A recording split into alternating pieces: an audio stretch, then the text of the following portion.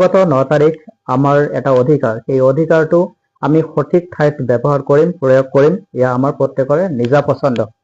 গতিকে আপুনি যদি আপোনাক বিক্ৰী কৰি ভোট দি কাৰোবাৰ বহতীয়া তলতীয়া হৈ থাকে, তেনেহলে আপুনি নিজৰ মৌলিক অধিকাৰক নিজেই খৰ্ব কৰিব, আনক দুখী একো লাভ নহব। আজি যদি তেওঁলোকে আমাক 500 টকা, 1000 টকা, 5000 টকা, 10000 টকা দি আমাৰ পৰা ভোটটো লৈ যায় বা ভোটটো লোৱাৰ আগত আমাৰ তাত আহি আমাক সেইখিনি দি দিয়ে আৰু সেইখিনি পোৱাৰ কাৰণে যদি আমি মানসিকভাৱে তেখেতৰ প্ৰতি সমৰ্থন আগবঢ়াই ভোটটো তেওঁক দিওঁ, তেনেহলে 5 বছৰ পিছত যিটো আমি হাহাকাৰ কৰি থাকো যে মই একো নাপালো বুলি, সেই হাহাকাৰৰ কোনো অৰ্থ নাথাকিব।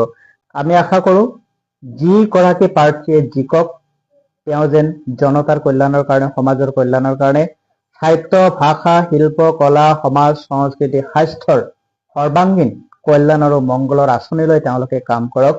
আঁচনি দি কাৰোবাৰ কৰ্মক্ষমতাক যেন নষ্ট কৰা নহয়, আঁচনিৰ নামত কাৰোবাক যেন প্ৰলোভন কৰি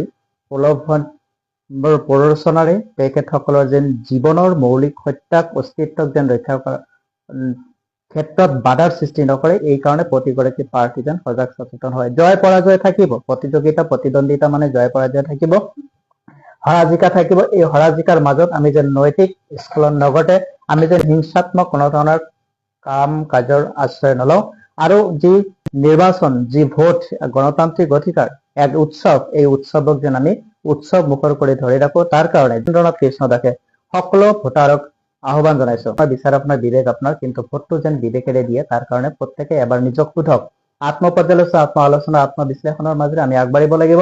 আমাক যেন কোনে প্ৰতাৰিত কৰিব নোৱাৰে, কোনে প্ৰলোভিত কৰিব নোৱাৰে, কোনো যেন প্ৰৰোচনাৰ জালত পেলাব নোৱাৰে। আমি যেন নিজৰ মৌলিক অধিকাৰটো সঠিক জাগাত আমি অধিকাৰ সাব্যস্ত কৰিব পাৰো, তাৰ কাৰণে প্ৰত্যেকে সজাগ সচেতন হওক। হিংসা পৰিহাৰ কৰক আৰু মানৱীয় প্ৰমূল্যবোধেৰে, ৰীতি-নীতি, দয়া, সমাজ, সহ্যশীল আদি ভাৱেৰে আমাৰ গণতান্ত্ৰিক অধিকাৰ সাব্যস্ত কৰিবলৈ যোৱা প্ৰতিগৰাকী ভোটাৰক সেইখিনি সুবিধা প্ৰদান কৰক। প্ৰতিটো ভোট কেন্দ্ৰত যেন শান্তিপূৰ্ণভাৱে, সুশৃংখলাবদ্ধভাৱে প্ৰত্যেকে নিজৰ ভোটদান কৰে, তাকে আমি জেনকেটি নিজৰ পৰিয়ালৰ ফালৰ পৰা আহ্বান জনাইছো। আৰু লগত এইটোকো কামনা কৰিছো, যিহেতুকে জনতাই ৰজা তৈয়াৰ কৰে, ৰজা নিৰ্বাচন কৰোঁতে জনতাই যেন বিচাৰ আৰু বিবেক দুয়োটাকে প্ৰয়োগ কৰে। ধন্যবাদ।